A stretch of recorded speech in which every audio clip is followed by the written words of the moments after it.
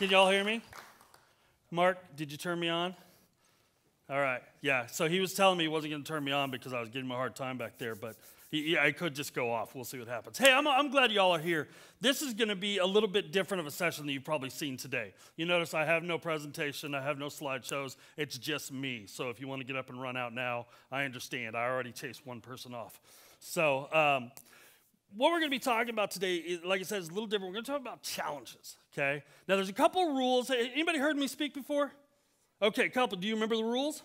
All right, so let me tell you the rules so more everybody knows. There's a couple of rules when I'm speaking, and they're probably more like guidelines, but they're going to help you to understand what's going on today, all right? The first rule is this. This is any number I want it to be, okay? Now, I know some of you are like, can we laugh at that? Yes, it's okay to laugh. We're going to have some fun. We're going to joke around today. The second rule is these are quotes, not apostrophes, okay? And I know that, okay? So a lot of times when I do that, I'll do that. You know, the other day we were working. I'll say something like that, and invariably it never fails. Someone in the back waves back. She's waving him. So, and the final thing is these are thumbs. Okay, these are not me pointing at myself, unless of course I'm pointing at myself, and it's really contextual. You have to figure it out. Okay. So I do know I'm different. If you've seen me at all these last couple of days, I stick out pretty good. I'm the really good-looking bald guy. So, but I am different. I was born with one finger on each hand. I was also born with one toe on each foot. And I tell you, I know that, and I'm going to be making a lot of jokes about that. I didn't wake up this morning this way. It's like, oh my gosh, what happened? Because if that was the case, I'd be in one of your coffee shops learning how to cope, right? So it's something I did learn. In Amsterdam, a coffee shop may not be a coffee shop, okay? I'm from Denver, Colorado, where coffee shops serve coffee. So that's been something I've learned here. So let me ask you a question. How many of y'all, I've lived in Texas, so I say y'all a lot. How many of y'all remember your first date? Wow, that is the saddest thing I've ever seen. Okay? How many of y'all, let me change it up to help out. How many of y'all are waiting for your first date? Okay, okay. Talk to me afterwards, okay? I'm going to teach you not to raise your hand at the awkward questions. So, okay. So I'm going to tell you about my first date. Now, I want to take you back to high school, okay? This is high school for me. It was in 2016. That's not true at all. So I graduated from high school in 1988, okay? And when Iron Maiden, I remember Iron Maiden. My son, who's now 18, we got one person in the back. My son, who's now 18, is, Dad, have you ever heard of Iron Maiden? Yeah, I was there, son. And he freaked out when he found out that I'm speaking at the same conference that Bruce Dickinson is. So that was a proud moment. But I'm going to take you back to my first date, okay? Now, my first date, I was a junior in high school, and I had fallen in love with this girl because I absolutely knew what love is as a junior in high school. And I had fallen in love with this girl, and I called to ask her out. So I called her up, and her mom answered the phone, and I hung up. Because it's hard, okay? Because that's what we do, right, guys? So I called again, and her mom answered again, and I hung up, and this went on for a couple of weeks. And finally, I got her. I called. She answered the phone, and I asked her out. I said, would you like to go out? And she said, yes, I would like to go out, because, I mean, what's not to say yes to, right? So I asked her out, and so she said, my parents want to meet you first. Now, as a high school student, I thought, boy, that's the stupidest thing I've ever heard. But as a parent, and I have 5 kids, okay? How many? Right, there's a new person. That's a 1. American math is horrible. So I can get to 4, but I have to take my shoes off, and it gets awkward. So anyway, I asked her out. I have 5 kids, and I'm thinking, man, this is a great idea now that I'm a parent. But as a high school student, I was terrified to have to meet her parents. So here's the plan. I went over to her house. We're going to have dinner at her house, and then her parents wanted to go take us out. And so what it really meant it was they had to go to school, and we could come have a date in the library with them. So weird date, but hey, it was free, and I was broke. So there you go. So I get to her house, and we come in, we're having dinner, and we're sitting around, and I remember it like it was yesterday, okay? We're having beans and franks, okay?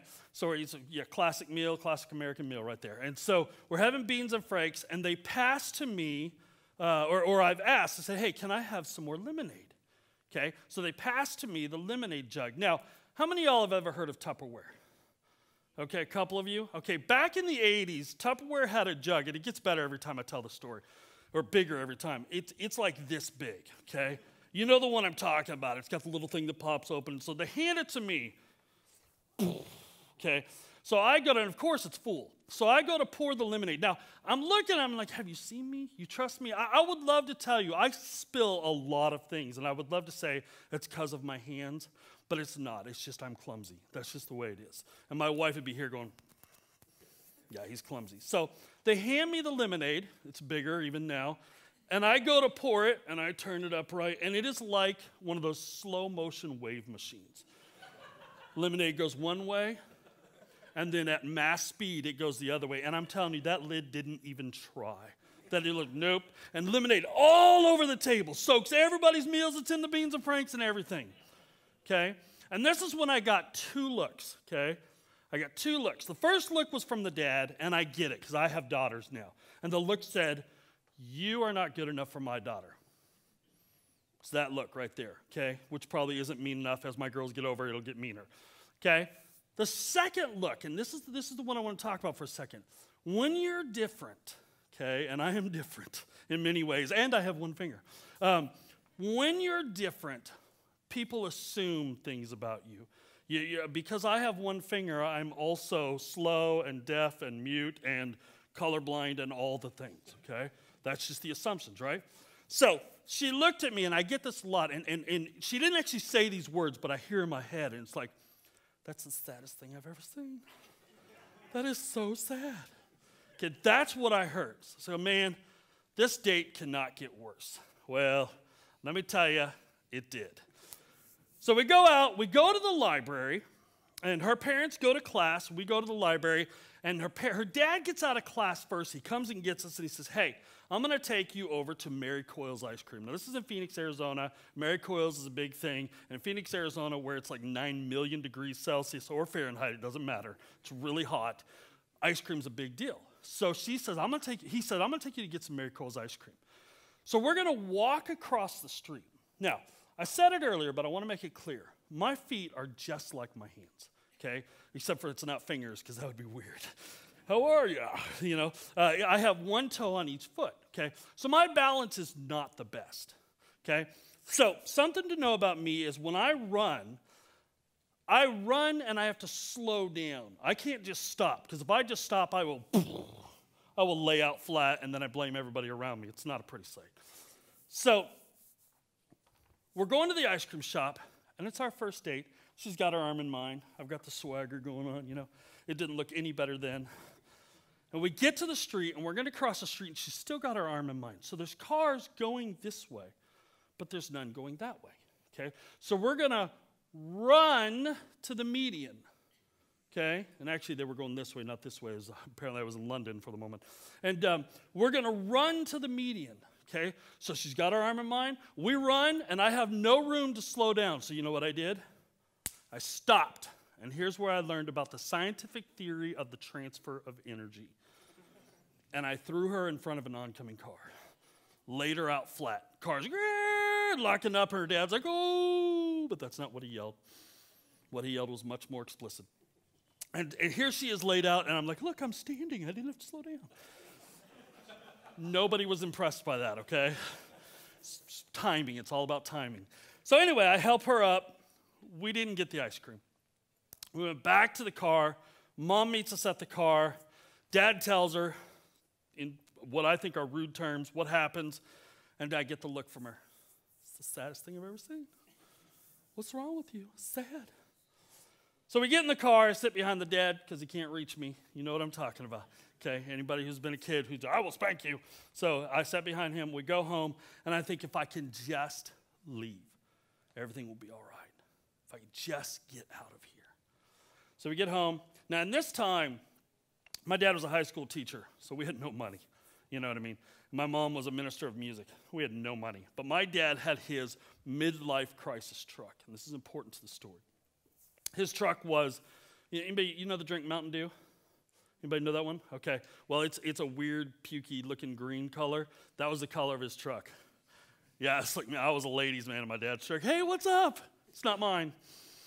So I had his truck. Now, his truck was his midlife crisis truck, and it was fast. It could almost pull the wheels off the ground. It was so fast. It was a Ford. This may not mean anything to a lot of people, but it was a Ford F1 or F-150 with a 390 in it, okay? Which I have no idea what any of that means, but it sounds impressive, right? Those are numbers, right? 390, 391, whatever it takes. So I get in the truck, and the whole family's outside watching me. It was a weird thing. Mom, dad, brother, sister, all standing out. I think just to pretty much make sure I'm leaving, okay? She lives on a major street in Phoenix, Arizona. And so what I've got to do is my truck's facing this way, and I've got to go through a little gap and go this way, okay? And it's nighttime. And it's at nighttime at 8 o'clock at night, it's actually dark in Phoenix. Not here, which is so weird because it's like 2 in the morning and the sun's still up. But it's dark in Phoenix, right? So it's dark. So I go into my turn. Now, here's what I realized. I've started my turn. And one of the cool things about having one finger is you can just put your finger in the wheel and turn it like this. I look so cool driving. So I did this. And so what I've done is actually using my left hand. I've got the wheel cranked all the way. And I realized going into my turn, I don't have my lights on. What an idiot. So on a Ford F-150, a 1976 version, the light switch is down on the dash over here. Okay, it's a big old knob you pull out. Now, if you take a look at that finger right there, that's a big guy. That's a tough finger, right? That's a big one. I say it's all of them rolled into one. That's how I explain it. Is that your pinky? No. It's all of them rolled into one. So sometimes, it could be any finger. You never know. So what I did is had the wheel cranked all the way this way. I reached through the steering wheel, and I grabbed the light switch. Well, here's what happens. My finger gets stuck right there, okay? And in a panic, I punch it. Bah! I hit it, and that truck comes alive. And it comes out of the street, over the median, and back into their yard. The dad's backing him up. Before I get control, man, I just punched it. And I drove home, most of the way home like this. And I got home, and I was mortified. I was in tears. Now, I went into my dad was in the front there, my mom was in the back, and I told my dad everything. And my dad was a high school teacher. In fact, he had this girl in his class. And I told my dad, I'm crying. It was so horrible. I'm a crier. There it is. I'll just lay that out there. And I'm telling him and everything, and he's crying as well, but it's because he's laughing so hard. And it really hurt my feelings, okay? But I want to tell you about this night, though, and the fact that this night was a very critical moment to me. I went into the bedroom, and I really pondered this. It's like, wow. And this is the night when I realized I'm different. Now, it's not the night I realized I have one finger, because that would be stupid, right? I don't understand what's going on here. But it is the night that I realized I'm different, or I'm challenged, okay? Now, I'm going to give you guys 4 points. Okay, 4 points. I was giving you a pose. Hey, go, ready? I'm following. You got to be quick. So thank you very much. All right, so 4 points today. Here's number 1, okay? First thing I would challenge you with is we are all challenged. Every one of us deal with challenges. Now, those challenges can appear in very physical meaning like this. People take a look at me, and I'm instantly associated as the one-finger guy. And that's all right. It's my calling card. It's great when I'm like reserving a table. Yeah, I'll be there. How you recognize me? One finger. Okay, great. Or yeah, oh yeah, you saw me? Did I have one finger? No, that wasn't me. I'm innocent. So, but the thing I would tell you on this is we're all challenged. Some of them are not so visible. And sometimes it's not just our personal life and the things that we deal with physically or mentally or anything. Sometimes it's in our business, right? Sometimes it's in our lives at work and things like that. Especially in a technology industry, we face challenges on a daily basis. Okay? So the second thing I would tell you that follows up on that is how you deal with that challenge is the model by which everyone else will deal with that challenge. So how you deal with that is how other people deal with that. And I'll tell you in my life, if you spent any amount of time with me, you'll recognize very fast that one finger is not who I am. One finger is just what I have. It's just something that happens. And honestly, I like it, okay? I think that, I don't know how you believe, and I'm not going to go into faith or anything like that, but I'm pretty sure God has one finger. Just throwing that out there. I can't prove that biblically, but I'm working on it. Okay? But I will tell you, I don't have a problem with it because while it doesn't define who I am, it does make a great icebreaker. It does give me some things to think about and challenge with, okay? So how you deal with the challenge is how others will deal with the challenge. And I often ask people, when you're dealing with something in work or you're dealing with something in your home life, things like that, we've been hit by this issue. We've got a challenge. What do we do? And sometimes we just say, I just want to lay down and cry about it. And I'm not going to lie. There are times that I've wanted to do that too. Okay? One of the things that we have in our family is I always say, hey, Dad, I can't do this. Now, to understand this, let me give you a little more history. I said I have 5 kids, and 4 out of my 5 kids are just like me. They're bald and have goatees. It's creepy, especially the girls. No, they each have 1 finger on each hand and 1 toe on each foot. And I remember, and this is kind of interesting, I remember when we were getting ready to have kids, my wife said, I want to see a genealogist. How's it going? Whatever that is, where they test and see what's coming, right? And so I want to talk to a gene doctor. We'll call it that because I can't think of the right word. This happens when you're older. Words just come out of your. I don't even know my kids' names. Their names are 1, 2, 3, 4, and 5. So anyway, so we see the doctor, and the doctor says to us, hey, we've done some tests, and you need to know that for each child you have, it's going to be a 50-50 chance. I'm like, okay. That doesn't bother me because I don't think my life is stunted in any way. I'm like, okay. And my wife's a little bit like, oh, hey, go. All right. But then the doctor continued. This is what the doctor said. So it's 50-50, 50% chance that they're going to have 5 fingers. And then he said the word, like a normal person. Yeah, exactly. Yeah. Solidarity right there. Whoa, hey. So we got that appointment for free. Or they could have something else. And that's when I was like, hello. What?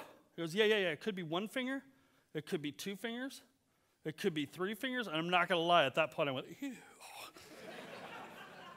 2 fingers. Oh. What? So that was a little like, whoa, that was disturbing. But we found this out. I was like, okay, so what are we going to do with this? We're going to lay down? We're going to not have kids? Are we going to just give it all up? Or are we going to keep moving forward? How you deal with the challenge is how others will deal with the challenge. You're the model. Now, that's something I would love to tell you that is ingrained in you, but it's not. It's a choice, okay? When we're living life, every day we make changes or choices. And I would love to say every morning I get up and I go, man, I am so blessed. Thank you for 1 finger. That's not true. Only like 5 out of the 7 days. Yeah, so, because here's the truth. There are some things I cannot do, okay? One of them is hitchhiking, okay? That's the truth, because this will get you beat up.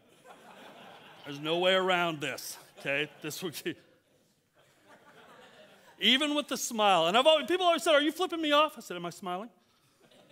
Yeah, then I'm not flipping you off.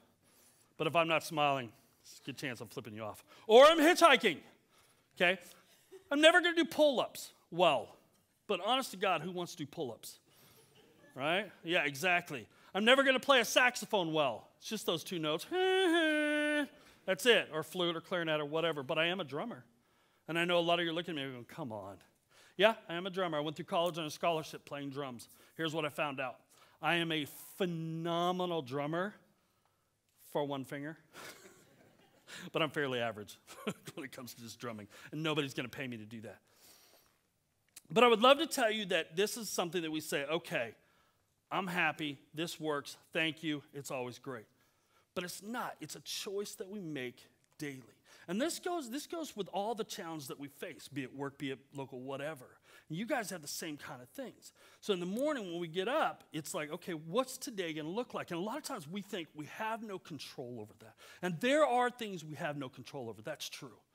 I'm never going to wake up with 5 fingers. It's just not going to happen. To be honest, if it did, I would starve. I would not know how to feed myself. If I went to itch my eye, I'd put a finger in my nose. You know what I mean? I have no idea how you control all those things, right? So there's things that we can't change. So we live with the things that we can't change, and we deal with those things, and we face them head on. Now, my family, like I said, we have 4 out of 5. And in our family, you're not allowed to say, Dad, I can't. We can't because. It's okay to say, Dad, I can't tie my shoes. Yeah, I know. But here's the deal. You just can't tie them yet. Yet is a powerful word in my family.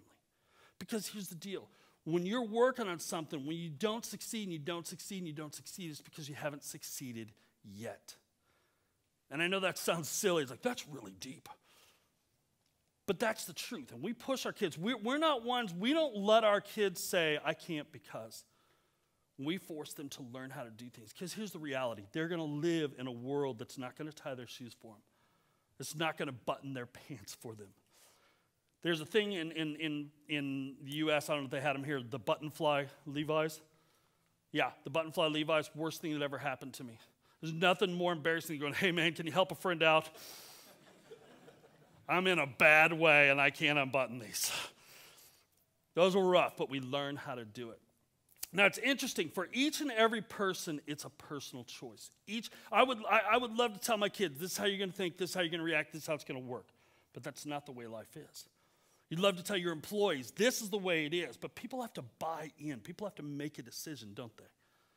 So what happens is you teach, you model, you reinforce. You help them understand, here's where we're headed, and here's the possibilities. And this applies well beyond families. This applies to everything we do in life. What are the possibilities that we can gain and obtain? And you model that and you live that. My oldest son, who's 18 now, and he's taller than me, and he's about 6'1", and he weighs about 7 pounds, soaking wet. He's like this thin, you know. But when he was younger, I remember one of the jokes I've always said, people say, hey, where are your fingers?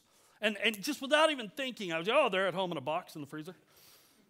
And I say that, here's what's really fun, because you say that and nobody argues with you. And to this day, nobody's gone, no, they're not. You can always see them going, oh, okay, that makes sense. You have a good day. Conversation's over, right?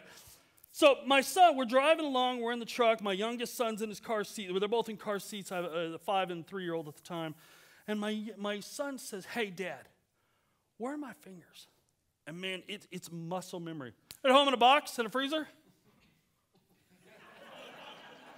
Oh my gosh. And you could see it, and I pulled over to the side of the road, and you could see it in his mind. Well, could I have him back? And they're like, no, your mom won't let you. I don't know, it's your mom's fault. She's the only one with 5 fingers, she's jealous. So we stopped and we had the talk. You know, we talked, this is the way you're made. This is life is. This is what we do. This is how we go forward. Okay. So it's probably about 2 years later, we're in a McDonald's. And he's out playing in the playground. He's running around with some kids. And he's met a little friend, which is great because that means less attention on my part. I'm like, I'm just going to eat and play on my phone, you know.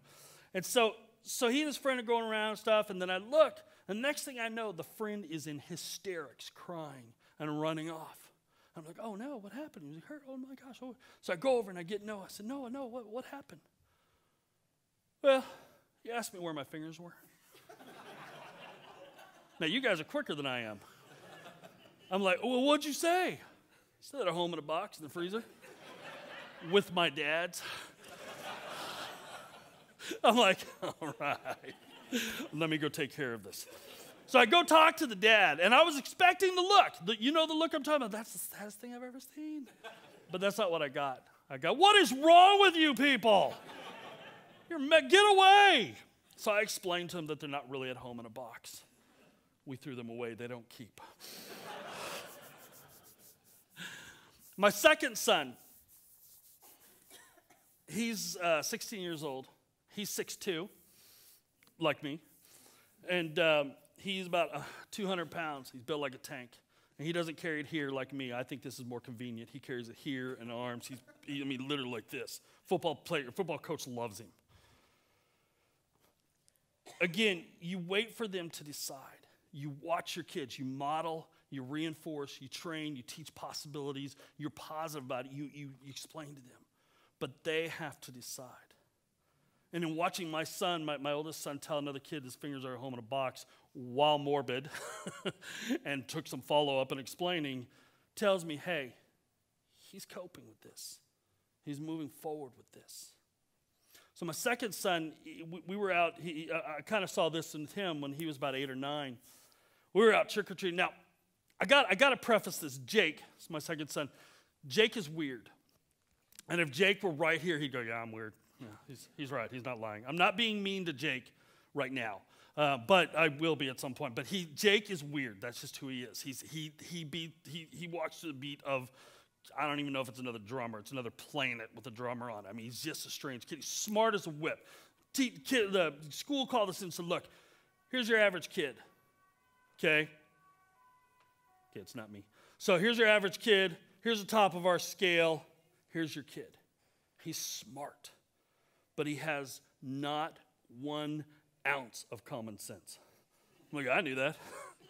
I watch him, here's a wall, you know.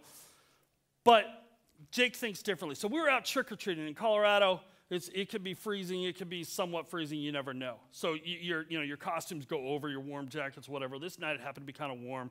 It's the last house of the night, and so costumes are hanging off. Dad has already checked a good amount of the candy, checking for needles and stuff, safety first. And we're walking up to this last house. And in this last house, you walk up the side, and there's a huge plate glass window in the door.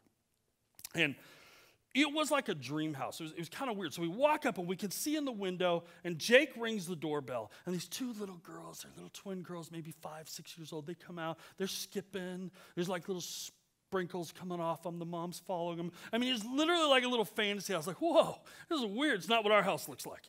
And so they're coming, oh, get it, la, la, la, la, la, la. They come up to the door, and right as they approach the door, I have no idea why he did it. I don't know what was going through his head other than Jake is weird. Okay, so they get up to the door, and just as they get to the door, Jake goes, I got 2 fingers. And the fantasy was over, I would tell you. The girls start screaming and running, and their dad comes running out, and the mom looks at me through the glass window. And I didn't know what else to do. I looked at her and said, I too have 2 fingers. We don't need the candy. We're good. Is he pointing at himself? So we left. But here's what I know. Jake, he's going to be all right. Jake's going to be all right. Jake's the same kid that did a GoFundMe. So we have 1 finger, and I want to build a fake arm. He got in trouble for that one. But he's going to be all right because Jake's deciding that he's going to move forward and not let this hang back. You see, when challenges hit us, a lot of times they can be flattening. And I'm not going to lie, there are some days where it's frustrating. I mean, y'all have a Wii or have played a Wii. Okay, good. The 2 of you will understand. The rest of you can just close your eyes for a minute. No, so we have the 2 joysticks, and I remember we were playing it was a bow and arrow game. Okay, so you had the 1 joystick, and you have the other joystick, and then you got to do this thumb thing, and then I've got shoes off, and I'm using my knees, and my tongue and nose are in there, and I couldn't get it, and I got mad, and I threw it down. I said, "It's a stupid game," because it is. And my wife, my beautiful wife, who is 5'5", weighs 97 pounds, soaking wet, and eats ice cream for dinner. We already don't like her. Says to me in her sensitive voice, just put your big boy pants on today. Are you dealing with the struggle, are you? Are you moving on in the challenge? I told her, shut up. But not really, because she would lay me flat. She's tough. You don't wake up every day and say, this is great. But here's the deal. You do wake up every day. That in itself is a blessing. Second thing, like I said, is how you model it, is how others are going to model it. How you deal with the challenge is how others are going to deal with the challenge. Here's the third thing. No excuses. And I already mentioned this, but in our family, we're big on you don't make excuses. Just own up. Own up, face it, move on. We don't allow the kids to say, hey, Dad, because I got 1 finger, I cannot. Because I'm this or that, I cannot. And like I said, we have to be realistic with that. I'm not just a mean parent who has no rationality that says, yes, you can, now do it. You can get me the remote. Get me the remote. But I am, I'm realistic with them, but we drive them. We push them to excel because you can't let challenges stop you. Sometimes they cause detours. That's not a lie. But they can't stop you. And so we don't allow excuses. I remember when I was in 7th or 8th grade, I just started a new school, and my best friend in this new school was a dwarf. To this day, he's a dwarf, which that's a stupid statement. To this day, he's still this tall. Sorry. He's still a dwarf. It's amazing. He's 36 inches tall, okay? And we became really good friends. And so we were in class. It was about halfway through the first semester, and I remember I looked over. He was always done with his work before I was. Always. I was like, what's going on? So I asked him. He said, oh, yeah. One time she asked me, does it hurt to write? I'm like, wow, are you serious? So I told her yes. So she only makes me do half the assignments. Yeah, I know. You're like, really? So then, man, I started writing. I write with two hands. Like, oh! So she came along. Sure enough, Eric, does it hurt you to write? It does. Would you like to do just half the assignments? That'd probably be best. And that was awesome for the rest of the semester. Until my mom found out. Now, here's something I haven't told you yet. My mom is also like me. She has one finger on each hand and one toe on each foot. That's where it started. It's her fault. And we call her and blame her often. Sometimes we blame my dad. My dad was a biology teacher. We call him Captain Weak Jeans. Shut up. That's not funny, boys. My mom likes it because it's like the 2 times we're not making fun of her. But thanks a lot, Captain Weak Jeans. All I wanted was a thumb. So, anyway, my mom found out. And my mom is about this tall. She's the sweetest lady you ever met until she's not. And I came home, and she said, let me ask you a question. And I don't know to this day how she found out. She said, let me ask you a question. Are you doing half the assignment at work? Yes. Because you don't lie to mama. And I was smart enough to go, she already asked the question. She may know something.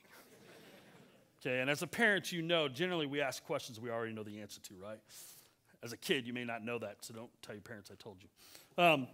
But so she asked me, and I told her the truth, and she proceeded to abuse me. She was mad. She ripped me down one side and up the other, and she went, I mean, this short little lady, wah! I did get a spanking. There it is, laying it out there. But that wasn't the end of it. Then she took me to the school by my ear the whole way. Took me to the school, she went in, and she unloaded on the teacher. What were you thinking? Ripped her up one time. The teacher was in tears by the time she was done. So then, I thought she was going to grab the teacher by the ear. She did not, but that would have been awesome. So she took me by the ear, and we went to Mark's house, my friend the dwarf. He hasn't forgiven me yet. We went to his house. He told her, my mom told her, his mom, okay? Then what they did is they tag teamed us. They both got to spank us. Mom, you already spanked me. Well, not at his house. So they spanked us. They spanked Mark. They tagged each other in. They were rooting and hollering. Woo! And then I had to make up all the work I'd skipped. Because there's no excuses. The reality is I can write. And it does hurt, but here's what I found out. Apparently it hurts 5-fingered people too. Your hands cramp up. You're big babies. You know, but it happens, right? We don't make excuses. We don't allow them. When we allow them, we start opening doors to go, I just can't. It doesn't happen. Again, we're realistic about it, but we have to be careful. One of my sons, I found out, and they never talked to me. I found out they were letting him use an iPad, take a picture, and he would type in the stuff. And so what ended up happening, I want to tell you all the story up to it, but it ended up where I was sitting in a room with about 20 teachers, and I'm the only one saying, no, that does not happen. He writes the entire thing. And they said to me, sir, we want you to know that in this room, we have roughly 45 years of a combined experience teaching kids. And I said, I want you to know that in this here body, I have roughly 49 years of experience of having one finger. You want to play? Anybody got that? I thought not. See, here's the deal. If I allow him to do that, now, there are some things we need help. I don't want you going out of here going, man, he doesn't think anybody should get any help. I'm going to tell you the honest truth. I've been known to pre-board a plane. Okay? I've been known to, I'm going to need to get on early.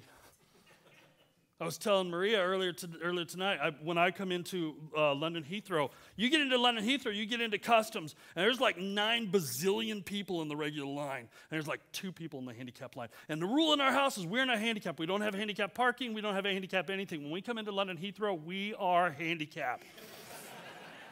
All it takes is the walk.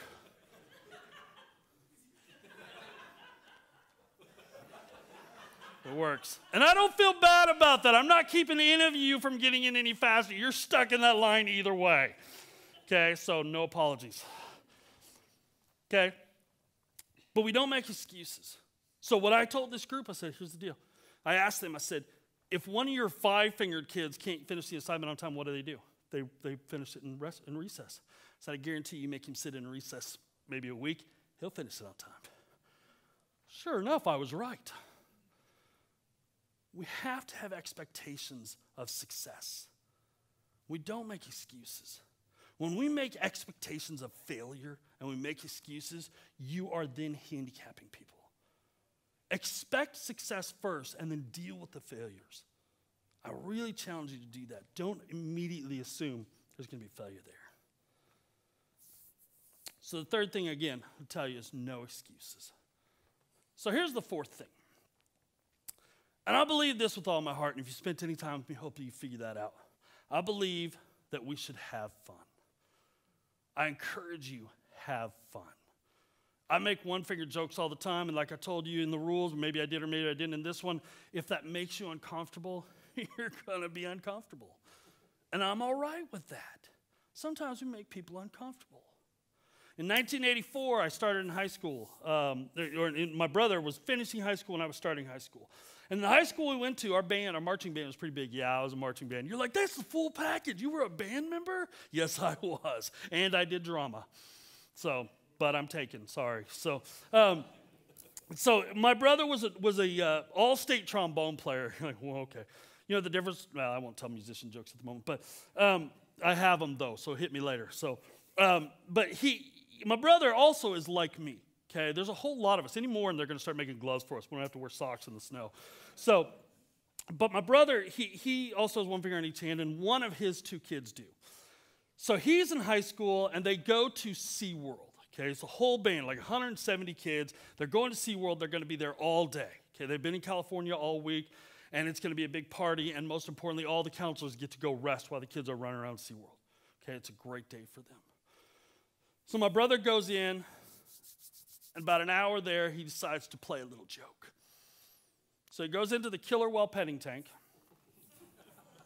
I don't know if I need to tell the rest of the story right there. You're like, good night, thank you. He finds the little squid thingies that you feed him and some ketchup. He puts it all over that, puts it all over his hands, and he comes out screaming. Now, it's funny, right? Ha-ha, it's funny. But here's the deal. He closed down part of SeaWorld for part of a morning. They closed it down. They closed that killer whale petting tank. He ran into the bathroom, washed his hands off, put his hands in his pocket, but they found him.